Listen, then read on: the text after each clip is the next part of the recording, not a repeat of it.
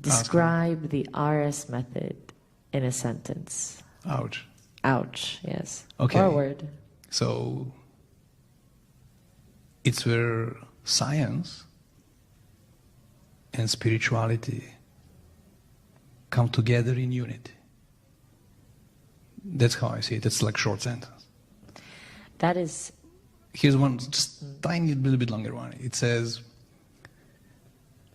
that I collected, over this lifetime, I collected all sorts of ancient knowledge, very old things that were forgotten or forbidden, however you look at it.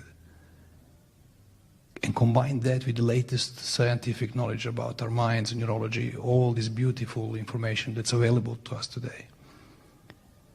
Combine that with the most effective techniques when it comes to causing change, not talking about it, causing change, creating grounds for lasting change. Yeah. That kind of builds this box around what RS method stands for. So I rightfully tell people, wake up and start dreaming. Come back, come